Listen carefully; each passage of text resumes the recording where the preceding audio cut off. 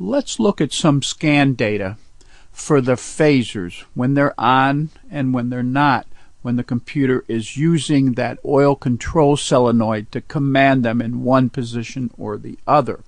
Now this example is a V engine. There's 2 exhaust and 2 intakes, and you can see 4 graphs there at the bottom, and then that top one with the blue line in it, well, that's RPM, and you can see that we've elevated RPM by opening the throttle and held it there for a little bit, and we have no VCT action. Well, the action begins at about 850 RPM, and that would be on the intake cams only.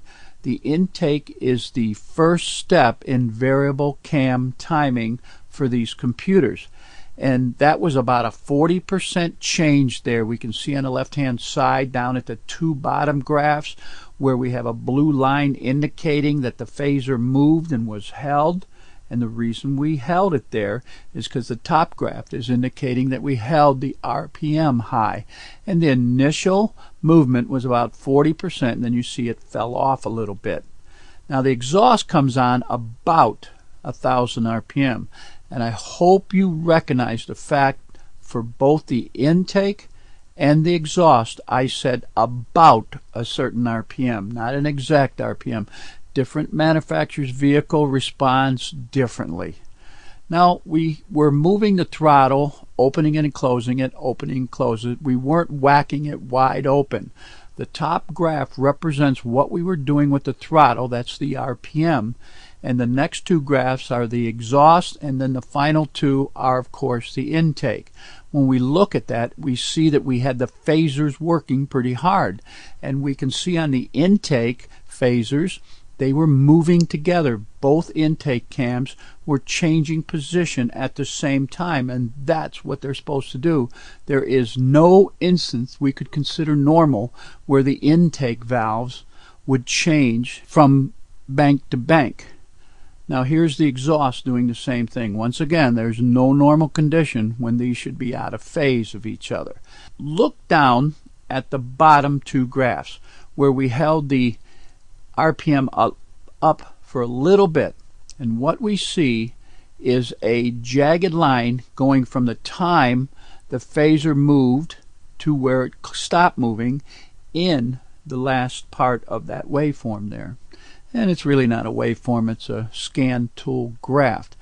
Now when the phaser was holding it, it was moving around. It being the phaser, it couldn't hold it quite steady, and you can see that it's not a straight line there.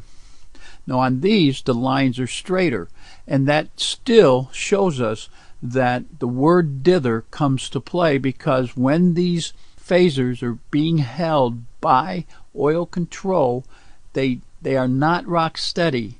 They simply dither around when they're holding, so they're never really held in a steady position.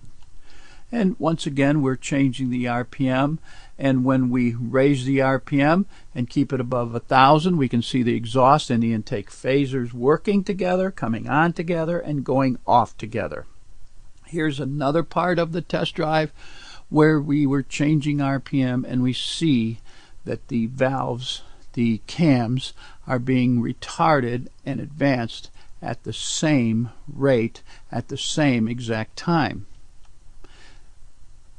There is also a PID called the difference PID.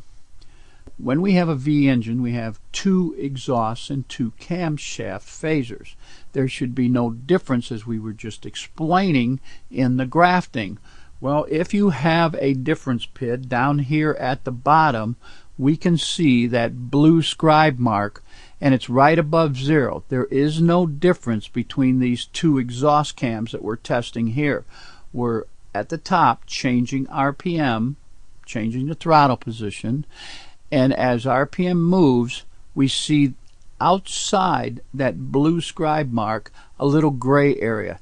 There was some difference between the cams at some time during throttle movement.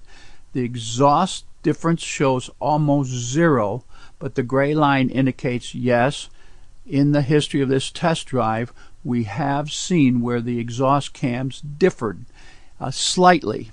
So the exhaust cam's difference shows a very slight amount, but it's more than the last one. And here we're showing that, holy cow, that there was a huge difference. But the one thing we want to point out is ignore the differences during a throttle snap. The cams aren't going to move exactly at the same rate, so there's going to be a difference. This difference PID for both the intake and the exhaust should be viewed when we have a steady throttle. The intake shows a difference almost zero here, and once again it shows a little bit more in the gray areas. And then when we snap the throttle, we see a lot of expansion in the gray areas, meaning there was a difference at one time between the two intakes opening and closing. But remember to ignore the differences during the throttle snap.